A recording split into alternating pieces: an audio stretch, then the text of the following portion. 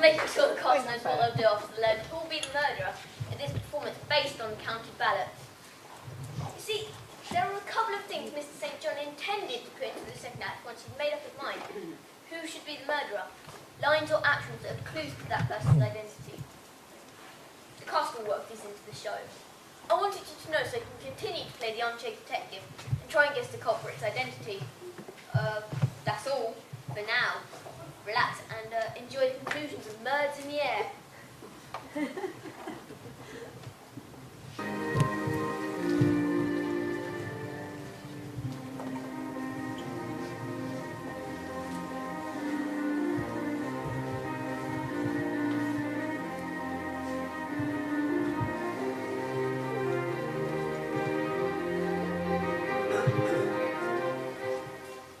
Dead. I can't believe grandfather's dead. Well, he is, Prince Simon. The deadest person I ever saw. Funny you should say that. Bensonhurst and I were discussing the degrees of Delia and, Mother, please. And he was murdered. There's no doubt about it. You saw the body. If only I would have got it sooner. How do we know you didn't get here sooner? What?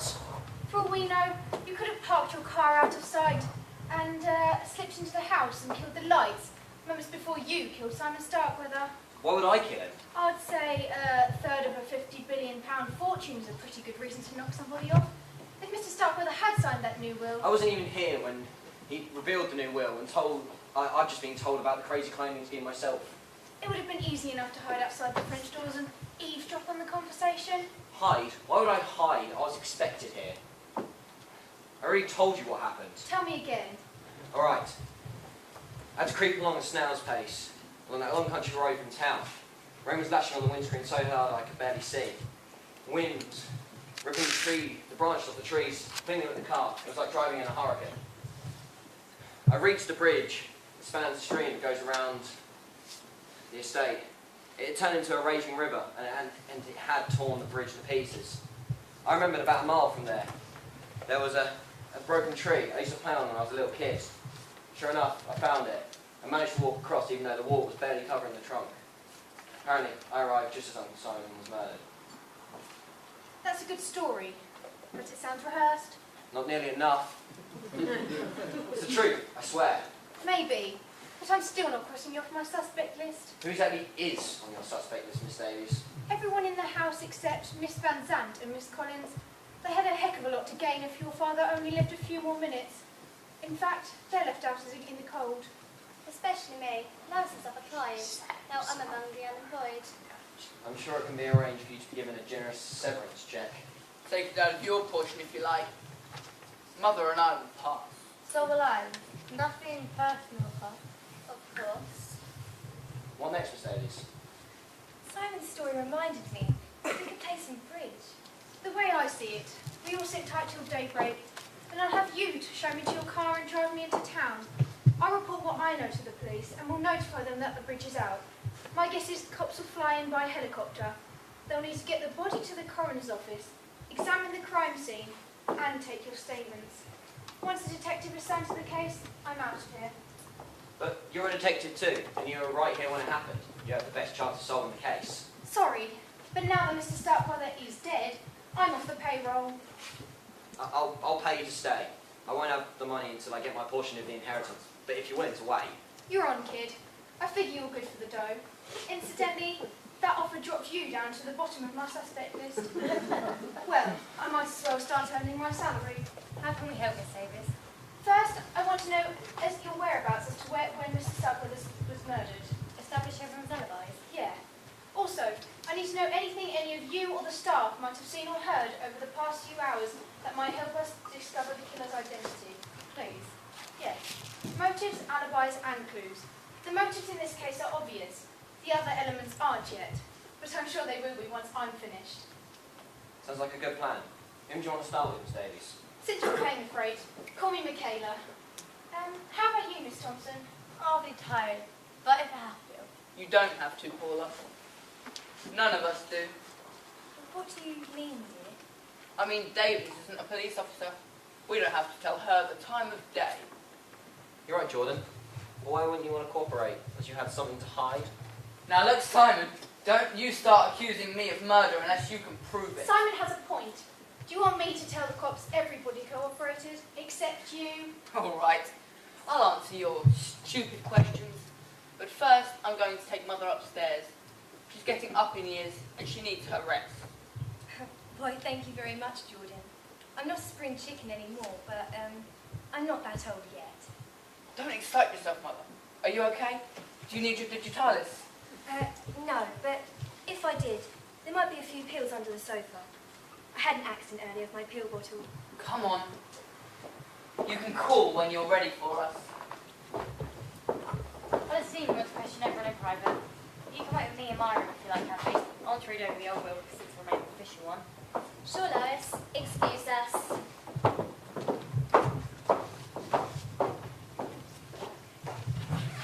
I'd like to stay. It might give me a clearer picture of what happened here to start with the mansion this evening. You're the boss now. I'm particularly interested in what happened between the time Mr. Starkweather announced he was changing the will and the time his body was discovered. How long was that? Several hours. So, Miss Thompson, did you observe anything in that time frame that might help us? I was very disappointed for a grandson's announcement, as you might imagine. I mean, I can understand why you might clone Tom Cruise, but Grandpa Simon, no offense, Simon, your grandpa was not a nice person. Anyway, I spent most of my time in my room, but I did come downstairs once on a little errand. I was outside the kitchen door when I heard Minerva and my cute little maid Nancy talking. What's the matter with you, girl? Did you leave your mind in the other room? You haven't heard a word I've said. I'm sorry, Minerva. I'm so confused. Confused about what? Has that no good scamp Jordan been bothering you again? Jordan? I mean, Mr. Starkweather. What makes you think that? Well, when I walked in on the two of you in the living room earlier, you were standing mighty close together. Real lovey-dovey-like. What was he saying to you? I think he wanted me to To do something you didn't want to do? yes, but not what you're thinking. Oh, bet. That boy better stay from you. Stay away from me. If he tries to do anything, I'll chop him down to size. Minerva, no. He's not interested in me. I saw him with Miss Collins. I get the picture. When you lost your million, he lost interest in you, didn't he? He's full of the money right down to the Collins girl, isn't he? He proposed to her, but she laughed at him. Serves him right, the lazy bum. Don't call him that. You are hung up on him, aren't you? Don't be a fool, Nancy. Jordan will just use you and toss you aside like he's done a dozen other girls I know of. But maybe he's ready to settle down. If Mr. Starkweather hadn't changed his will, Jordan would be free to... Free to do what? nothing. If we're finished, I'd like to go to my room. Go on. Nancy, Yes, Minerva? lock your door.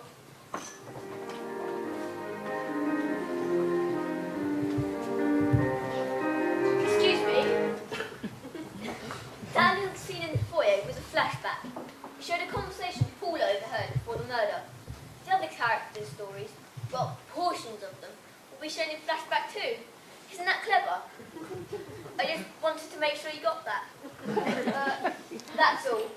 That lady is really asking for it.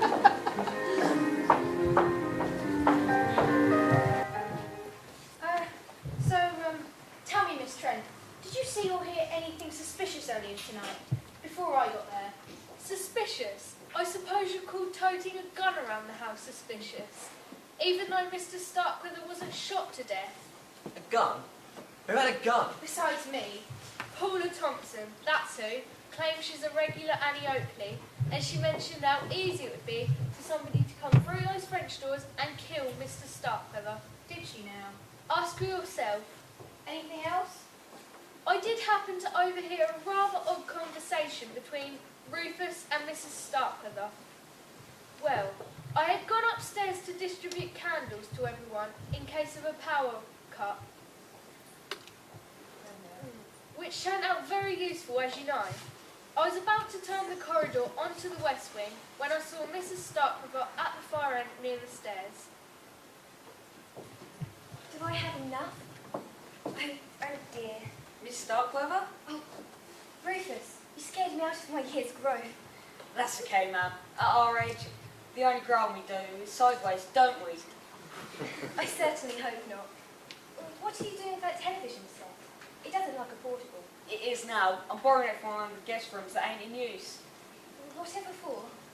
Well, you see, I ain't sleepy, so I thought I'd watch some TV, but the set in my room's all messed up. The colour, I mean. Everybody on every flipping channel is green. BBC is green, ITV is green, even Channel 4 is green. It looks like every channel is starring Kermit the Frog. How disconcerting. You could say that again, whatever it means. Those breath mints, I wouldn't mind having a bunch. I still taste the crow and nervous sense stuff for supper. Oh, these, no, Rufus. You mustn't take any of these. They're for my heart. If you ate any of these pills, they could kill you. In that case, I'll pass. You better be careful not to leave them lying around, because if anyone could eat a bunch, they could kneel over dead. That's entirely possible. What would you put on the death certificate? Cause of death, bad breath? It isn't a laughing matter. I'll take care of your pills. I need them, you see. I need every one of them.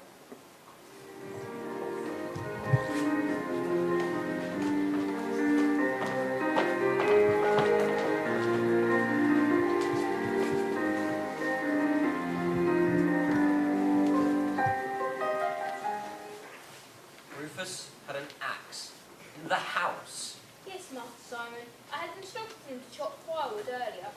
I'm surprised you trust him with an axe. Personally, I wouldn't trust him with a butter knife. I was simply relaying to start with his instructions. Was there anything else of interest you happened to notice? Just one, sir, ma'am. Only this evening, I was coming from the kitchen when I saw Master Jordan at the door of Mr. Startopper's room. His behaviour was somewhat furtive. I got the impression he was about to enter when the door opened and Miss Withers came out. It was apparent to her unexpected appearance startled Master Jordan.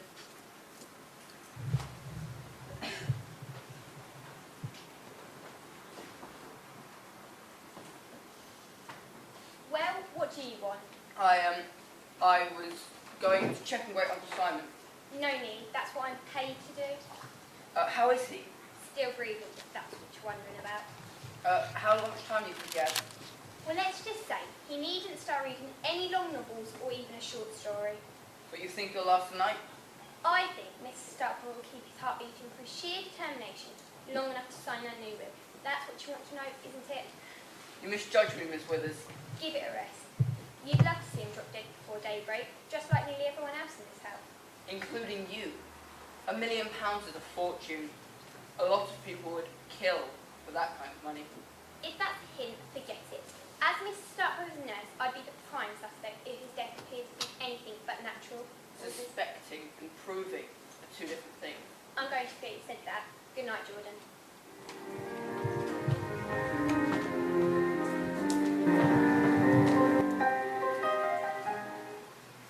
It's true. Jordan Starkville did hint that I was in a position to end his great uncle's life in a way that would appear natural. I presume Benson Hurst also told you I refused? He did, but you could have changed your mind. And then killed him with a blood pressure cuff? That had been foolish. Hardly what you call by natural causes. I agree. The manner by which he was murdered makes no sense at all, whoever did it. It's as if the killer is flaunting the deed in our faces. Why would they do that? That's a good question. Tell me, Miss Withers, if you had to choose a likely suspect to be our murderer, who would it be? Off the record, that Thompson girl. His great niece is too goody-goody for my taste. Oh, those southern girls can pour on the charm when they want, but Scarlett O'Hara was pretty ruthless from getting down to things. I've been told Cousin Paula actually has a gun. See what I mean? I dare say she and Jordan were both desperate to get their hands on Mrs. Starkville's billions. I overheard them talking about it earlier this evening. It was shortly after Mrs. Van Zant's announcement about the new will. They didn't notice me in the corridor. Well, what are we going to do? Do? What can we do? It's out of our hands. Those are the whippers in Jordan. That money won't belong to us. There's got to be a way to get it. I know. Maybe we can break the new will if we have Great Uncle Simon declared insane. I've thought of that. It won't work. If cloning was just a wild theory, we probably could. But it isn't. It's been done. His idea to fair and clone himself might be bizarre, but it isn't insane. We lose the case. probably spent the pittance we're going to inherit on the lawyers. I bet my son's aunt, she... What is it? What are you thinking? I'm thinking it can be them Jordan. Huh? I'll just want to wait. Can my son's aunt put me on a team? What is it? Don't be stuffed, Jordan. You'll excuse me, and just up that lawyer. If you can't beat them. Oh yeah. Where would Kathy be?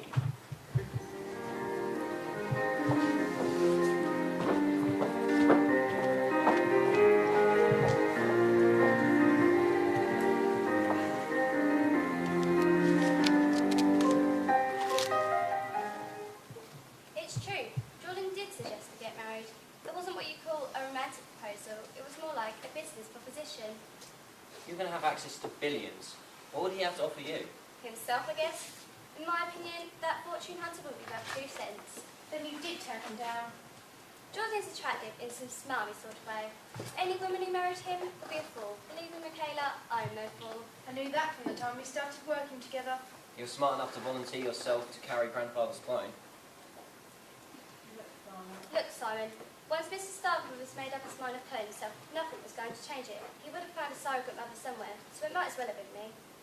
I understand. I just think the whole idea is really creepy. You're a lot nicer about this than the other heirs were. For example, Paula, for one. She hadn't given up hope of getting her hands on Mr. Starkman's money. how do you know? I was in Lois's room with her when Paula knocked on the door. Lois asked for her to step into the corridor so she could speak to him in private. Lois went out there. She didn't close the door completely, so I couldn't help but overhear the conversation. We're very busy, Miss Thompson. Preparing like new work. Yes. My son's aunt, you're a lawyer. Are you sure the cloning business is legal? You can lose your license in practice completely, yeah? The process will be performed in Belgium. As we told you, I'll also apply there. What about ethics? Haven't I've been sparked for? Behaviour was unethical, not illegal. What's your point? I want in it on the deal. You can pay from a trust fund. Be baby nanny. I don't care what you call a position. If you accuse, I should be far to party, the bar association. Isn't that what you call it? Is. Let me give some free legal advice, Miss Thompson. In the first place, if you make any accusations against me before the claim procedure has been completed successfully, I'll sue you with 50,000 you're due to receive, and everything else you owe, and I'll get it. In the second place, once the baby's on the way, I plan to close down my office. I should devote all my time to Kathy and little Simon's care. In that point, it won't bother me in the least if I should be discarded. You don't have to be a lawyer to administer a estate. Anyone can do it. Oh, so see, young woman, your threats are meaningless. In fact, as an officer of the court, I should report your feeble attempt at extortion to the police. I wasn't. Save it. Take your silly son myself out of my sight and I might go into together. All right, I'll go, you lawyer. Excuse me. Yes, Miss Trent? I found what's left of the Christmas candles I stored away. I thought that it'd be a good idea to pass them out in case of a power cut. I suggest you keep one and some matches nearby. That's very thoughtful of you. Kathy's in my room. I'll take one for her also. Miss Thompson, Oh, all right. I'll go to my room, stuff ready to get. what's the matter with her? Let's just say she's a poor loser. Miss Thompson played her race and I trumped it, in a manner of speaking. I'll tell you this. Thank you.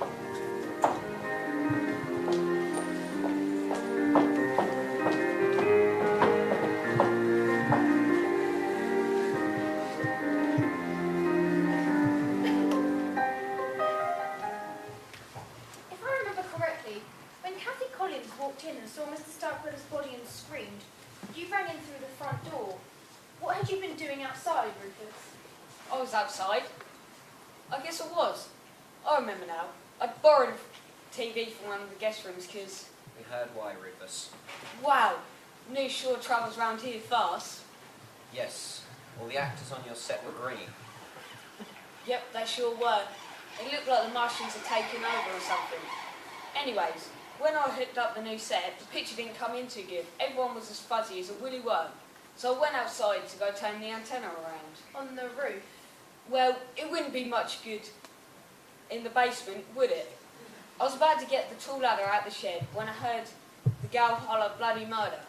Murder, anyway, even if it wasn't bloody. Did you see or hear anything outside?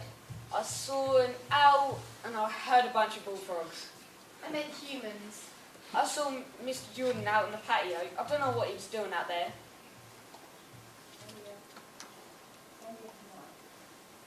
Earlier tonight, Rufus, did you hear anyone talking about the new will? Who wasn't? Minerva and old Bensonhurst didn't talk about much else in the kitchen. What are they saying? They're saying that it ain't fair, that's what. That they worked hard for Mrs. Starkweather all these years and they should have got their millions. Me, I didn't really care. I thought 50,000 would buy me a TV with a big screen. Now it might buy me two. Bensonhurst and Minerva. Oh, right. The more Minerva thought about it, the madder she got, and furious that woman got a temper on her. She was about ready to storm into Mrs. Starkweather's room and give her a piece of her mind. You mustn't go in there, Minerva. Oh yeah, who is going to stop me? I shall if necessary. You and whose army? Look, I totally agree with you that we were robbed, but a confrontation is not the answer. Oh yeah, then what is? Have patience. Mr. Starkweather hasn't signed the will yet. Perhaps he'll change his mind by morning. We shall live so long. No, Minerva, he shall live so long.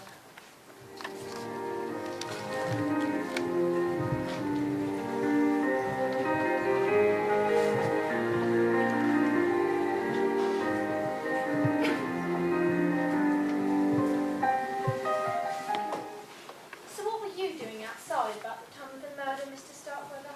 Just getting a breath of fresh air. Anything wrong with that? Not if you remained outside. What do you mean? When I made a cursory examination of the crime scene, I noticed Miss Withers had left the window raised a couple of inches, testing some fresh air.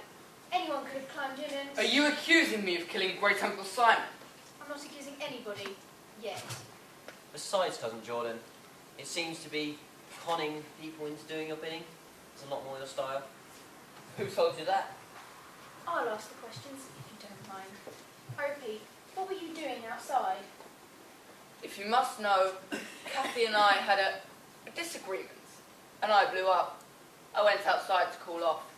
Or have you already heard about that? I question, you answer. Tell me, Mr. Starkweather, if you didn't murder Simon Starkweather, who do you think did? Look, I'm not saying she did it, but have you talked to that little maid Nancy? Why her, Jordan? The girl has a crush on me. I flirt with the ladies a lot, but I did nothing to lead her on. I knew that she was upset about the new will. Not only that she would lose her money, but that I would lose even more. I was strolling around the house when I walked past the kitchen door and saw Minerva and Nancy having a chat. Can I do something for you, Miss Withers? I needed fresh water to put my Mr. Starkweather's bedside. I've got it. That poor man. When he lost his breath and had his attack in the living room, I realised what you meant when you said the slightest shock could prove to be fatal. Exactly. The slightest shock. He's fell. I must go. Yes. We won't want anything to happen to him, would we?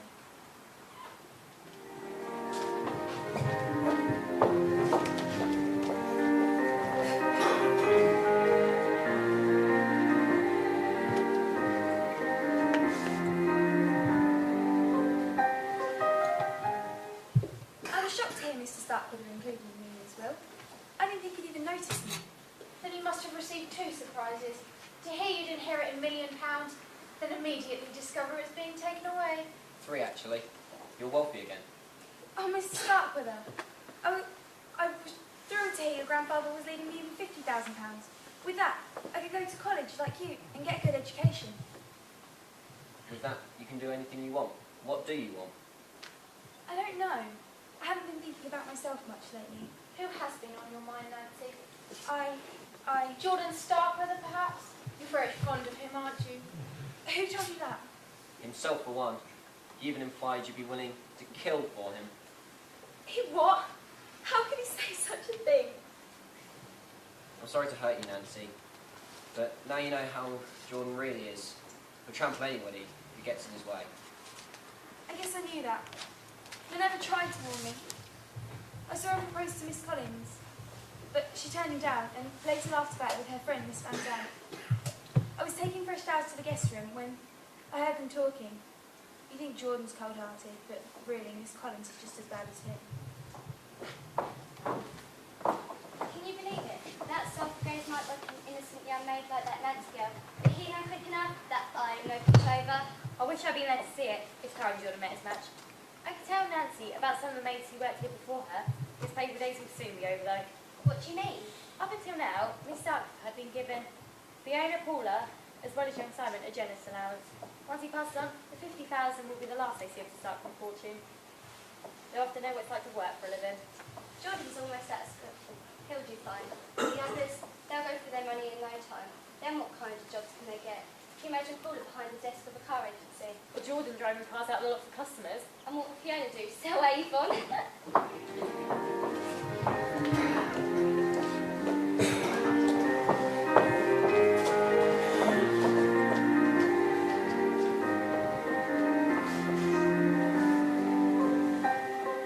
Can I get you anything, Cousin Fiona? Glass of water, perhaps? No, dear. I'm fine. And Miss Davies, I want you to know that my son Jordan couldn't have done what was done to Uncle Simon. He was with me in my room all evening. You know that can't be true, Mrs. Starkweather. Your son told us himself he was outside. And I saw you in here earlier with Bensonhurst and Miss Withers. Oh, that's right. Maybe it was last night he sat with me. Maybe it was. Now I know why Jessica Fletcher never believes the suspects on murder she wrote. It's so easy to get confused. Concentrate on tonight, Mrs. Starkweather. Do you recall seeing anything suspicious? Suspicious? Well, I saw Uncle Simon's body with that horrible rope around his neck. I'd call that suspicious. She means before that, Cousin Fiona. Before? Well, let me think. I don't know if this is the kind of thing you mean, but Go on. it was right after we heard about the new will and everyone had gone upstairs. I passed the secretary's office and I overheard her and the housekeeper speaking. They were speaking quite loudly, so I couldn't help but overhear. What are you doing in my room, Miss Trent?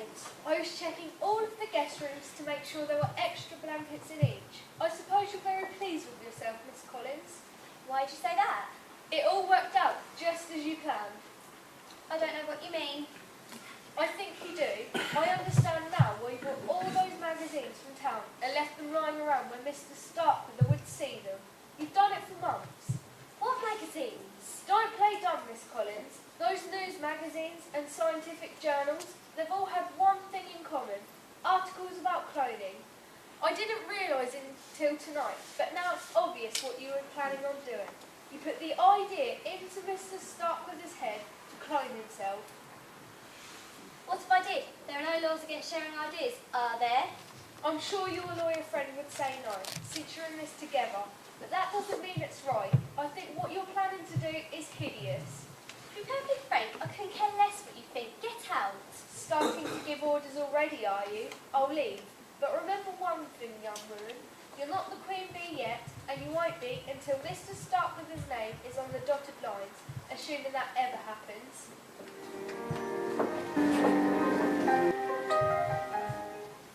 Cabby told me about Trent's accusations that she engineered the clone procedure, possibly with my help. Miss Starkweather reported their conversation accurately, which is something of a surprise. Is it true? Did you and Kathy give Uncle Simon the idea to clone himself? I don't think that's relevant to the case at hand, Simon. Even if we did, we weren't breaking any laws.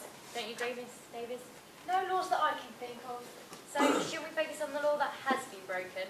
I'm referring to the murder, of course. You're right as usual, Mrs. Van Zandt. Can you volunteer us any information that might help? I will tell you this. Earlier this evening, I was going to the kitchen to ask Minerva for a pot of coffee. It was apparent that Kathy and I were going to be up late, and I thought Kathy might help. Minerva wasn't there, but Rufus was. He was talking to Miss Starkweather. The conversation was very peculiar. Good heavens, Rufus. What are you doing with that axe? I brought it in from the woodpile to draw it off and sharpen it. Do you want to see? No, put it away. Maybe I'd better, before it hurts someone, or even kills them. That's a horrible thought. Ain't it though? I gut those sometimes. Do you? I see you still got your poison pills. Digitalis is a stimulant, not a poison. You just have to be careful not to take too many. You had a lot more in that bottle when I saw you upstairs. I hope you haven't gone and overdosed. I think I could figure out that mouth-to-mouth stuff. If you bring those lips any closer, I'll snatch that axe out of your hands and chop them off. Just trying to help Miss Starkweather. Well, don't. There's some fates worse than death. I assure you, however, that I'm fine. I had an accident earlier in the living room with my pill bottle went down. I wasn't able to find them all. I hope Nerva don't find any. She fixes Mr. Starkweather's meals. What are you suggesting? Oh, nothing. Was there something you come into the kitchen room? I came to see if Minerva had any of those delicious hors d'oeuvres left over. I can look. Never mind. I seem to have lost my appetite.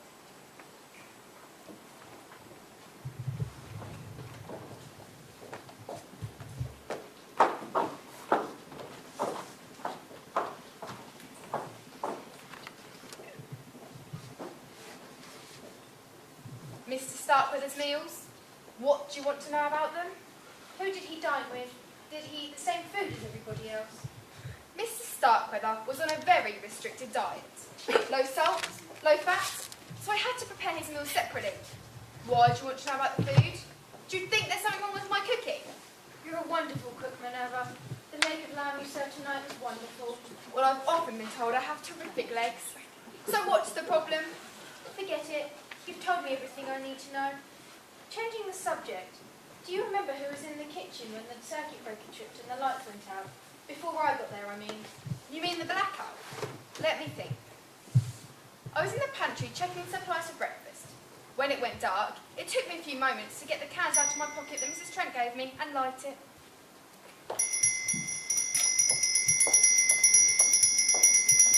Minerva, Nancy, is everyone all right? I'm here and I'm fine. I was out back when the lights went out. I was in my room when everything went dark. What happened? Bensonhurst forgot to pay the light bill. Keep that up, not forget to pay your wages. What in blazes is going on? Apparently the storm knocked out the electricity. I guess my candles did come in handy, you see. Well, remind me to give you a gold star later. Bensonhurst, trying to get the electricity back on. That's exactly why I came to find out, Mr. Bensonhurst. The circuit breaker's right over here. I hope they hurry. I don't like that. Was that quick enough for you? I'll get back to my chore. What did that idiot come indoors for? He tracked water all over my nice clean floor. Why Mr. Starkweather doesn't fire him, I'll never know.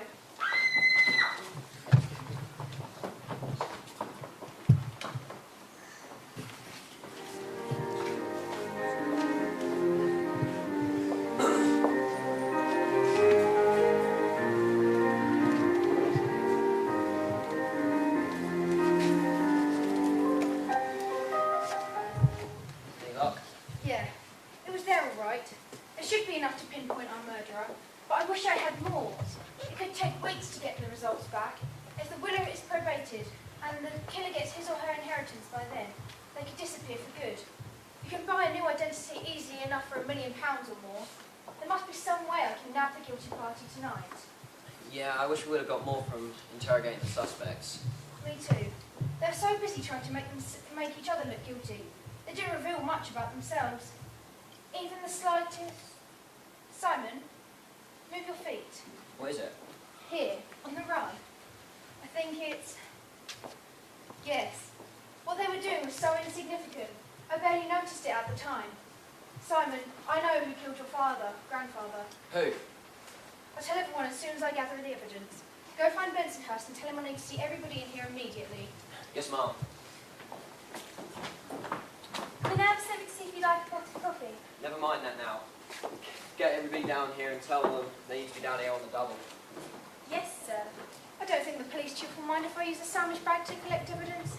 Don't think he'll mind at all.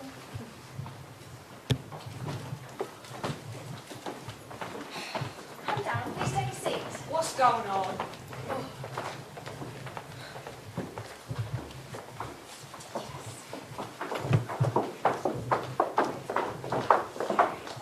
Please sit down.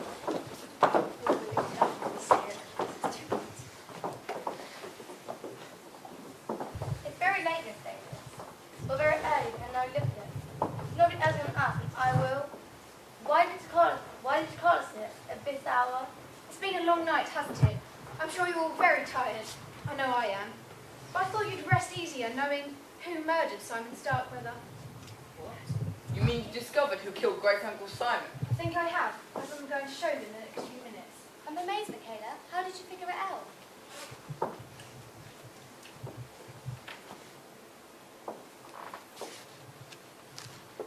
First, I had to answer the question that had bothered me from the beginning. It would have been easy enough to make it appear that Mr. Starkweather died of natural causes, a suggestion Jordan Starkweather made to Miss Withers.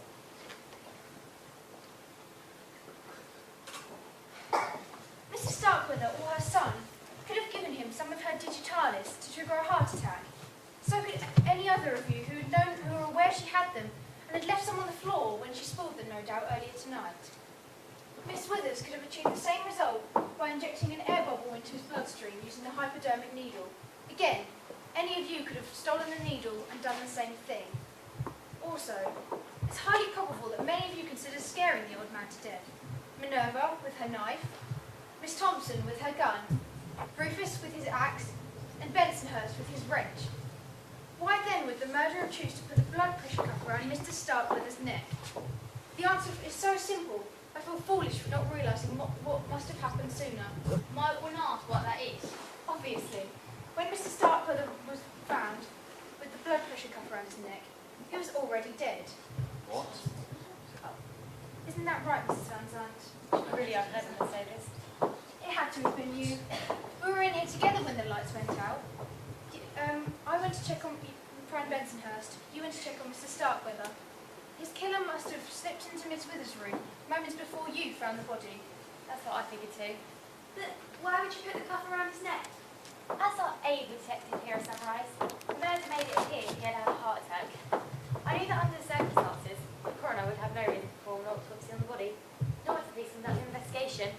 I was about to let my employee's murder get away scot-free, so I noticed the blood pressure cuff on the side of his bed. I put it around his neck and inflated it before we came into this room. And your plan worked. No one will question the fact that Mr. Starkweather had been murdered.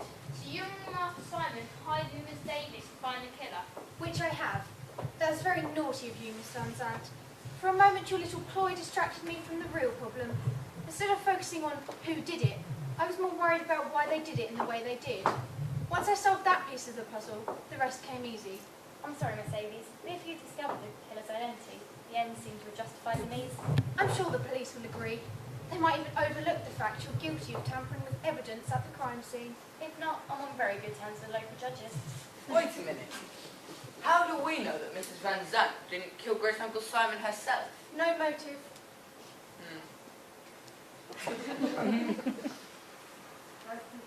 Don't keep us in suspense, Michaela. Who killed Mr. Starkweather? I'll do better than that. I'll show you.